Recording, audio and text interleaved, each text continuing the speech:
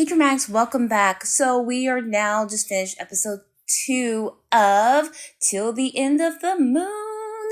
So this was a heavier episode, especially dealing with the whole abuse elements and how mistreated Tantai Jin has been. I'm like, if he ever was to just die in this episode, I can understand him just like pretty much taking out the entire kingdom because everybody's gunning for him. It's heartbreaking seeing him so mistreated like this.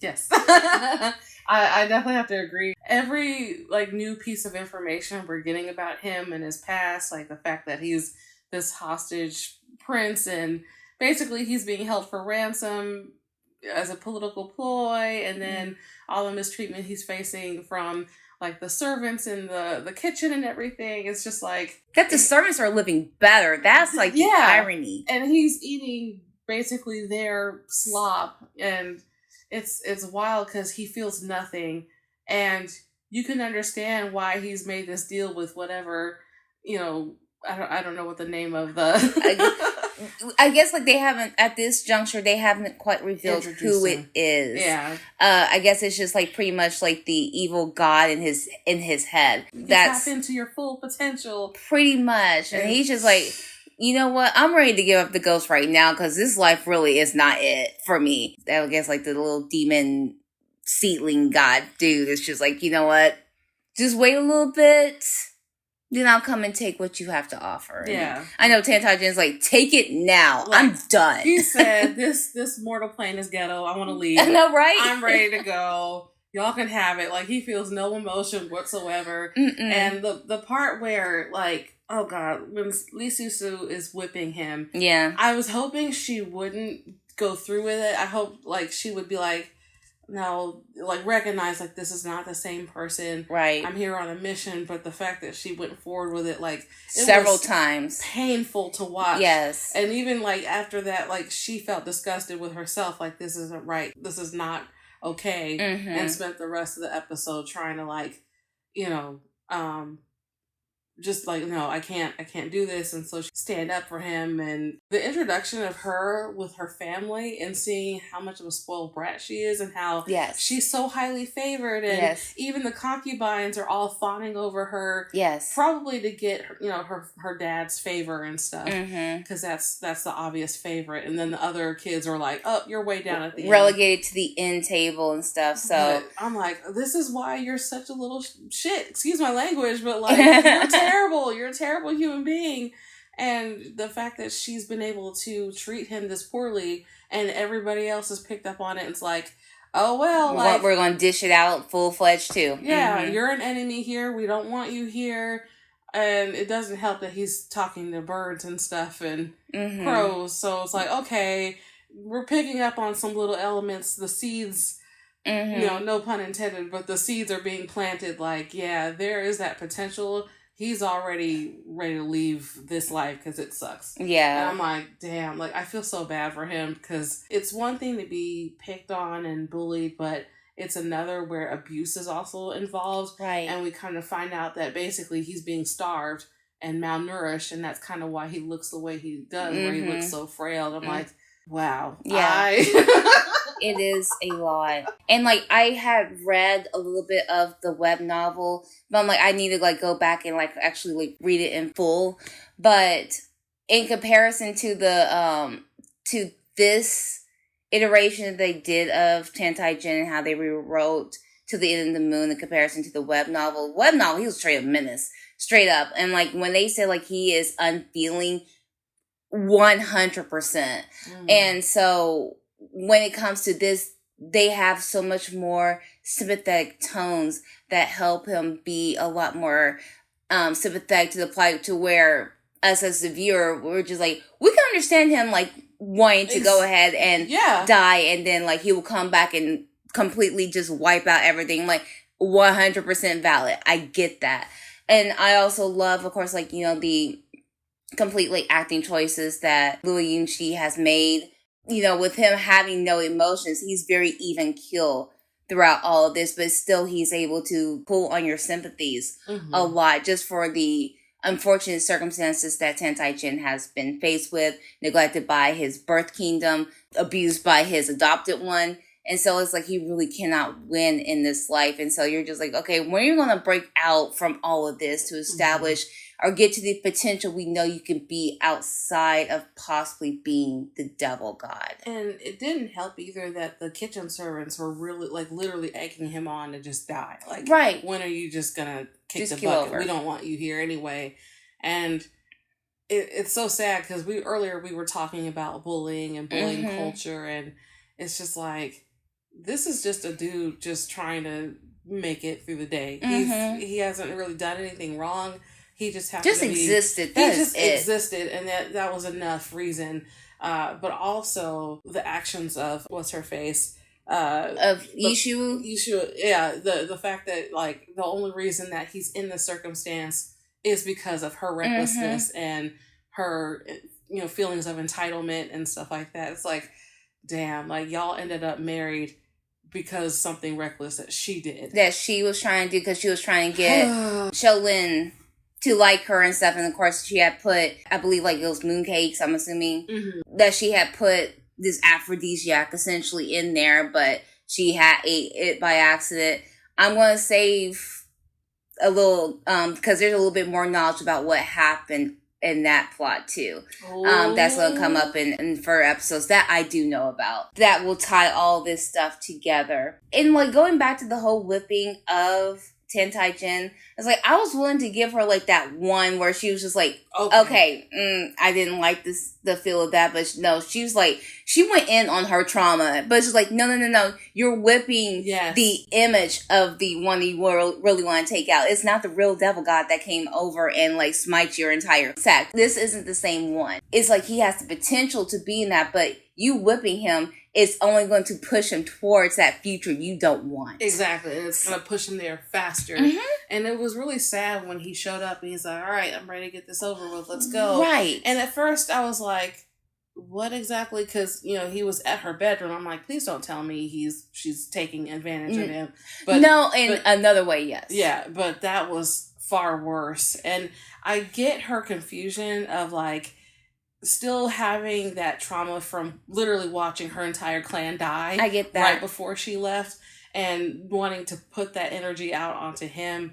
But also that's not really in her nature to be cruel. Right. And it's projection at the most. Yeah. She's projecting all of that fear, hatred onto someone who at this juncture does not deserve it. But also on the other side of it, she's not in the mind of him. So she doesn't know if this is all just a ploy. Is he just doing this so he can buy his time? Like, she can't read his mind of just knowing that he is just a sad individual that's been mistreated all of his life. She saw a different side of him, of what he could become. I'm glad that she has come, I guess, like, into her senses of just like, I have to play the long game like this to keep him going, to help him survive, because she knows that on her watch he cannot die at all.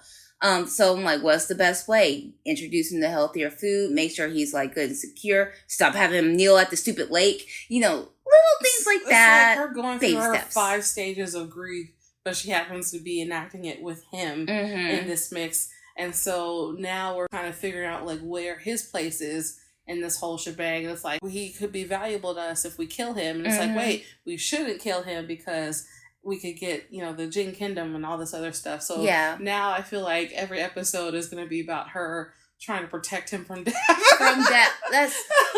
I think that's pretty much, like, what all that's going to happen. Yeah. Because it's crazy that so many people want him dead for different reasons, but the end result is still the same. They just want him gone for some reason. Where he's just like, I'm just breathing. Like, that is it. Yeah. And as far as he knows, like, of course, he's fully aware that he's different. And a lot of the circumstances, unfortunately, it's just him being born. Yeah. And him being born at a wrong time. And it'll show in the next couple of episodes of why. Just him just wanting to be normal, but he can't, because that's not what he was born to be, unfortunately.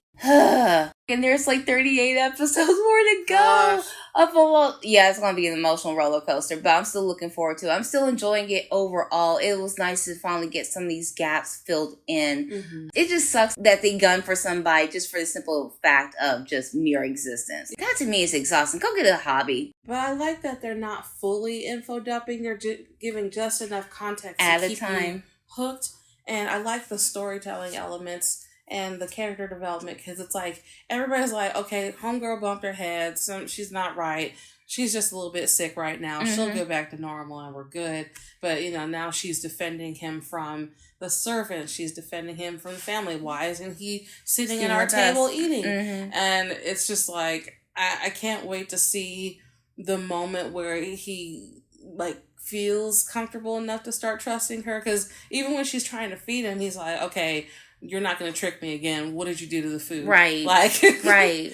And plus, he was like, when he was trying to get out of the slop bucket, he was also just like, I have to eat something, even if it's trash like this. And he's like, I've already eaten worse. And I'm like, I can only imagine. Mm-hmm. I'm glad with this, like you said, kind of mend a little bit to where he's going to be like, I still don't trust you, but at the same time, I can't help but be curious about, number one, why did you change? Why are you suddenly being nice to me? And I guess he will be trying to suss her out in that way. And it doesn't help that, like, apparently she was unpredictable in her nature anyway.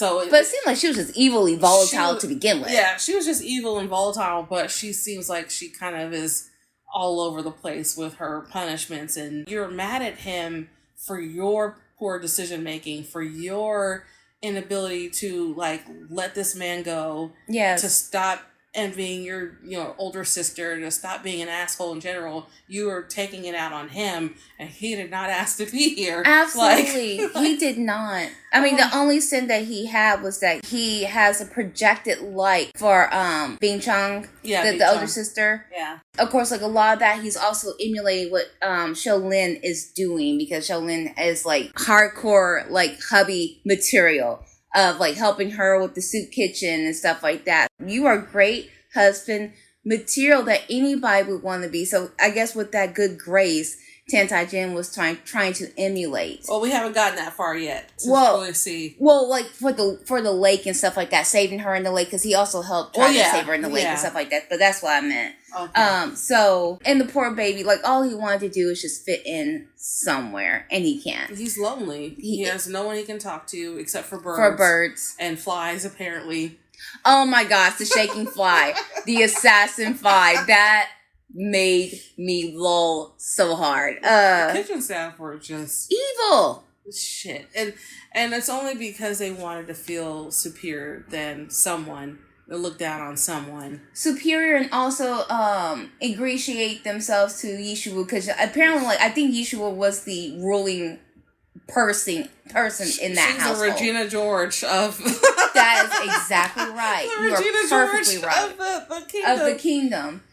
Or of at least of their little manor home and stuff. So she really ruled the roost, even over, grandma and dad, because everybody, like you said, doted on her and excused her behavior. Mm-hmm. But I'm just sitting here looking off to the side. I'm like, yeah, those other two, they're just biding their time. Especially Bing Chong. It's only a matter of time. Because it like watching that scene especially, and grandmother's like, oh yeah, sit next to your father, blah blah blah, and the other two kids, oh yeah, sit way over there in the kids section where we can't talk to you or see you. Mm-hmm. Go over there in the loser corner. Like, yes, I'm not going to get mad at Bing Chong down the line, but I can understand. I can understand already, like, the reason why she will start like rising up and stuff. So I can see her getting to the point where it's like, okay, you've meddled in my love life enough. I've had enough. Mm-hmm.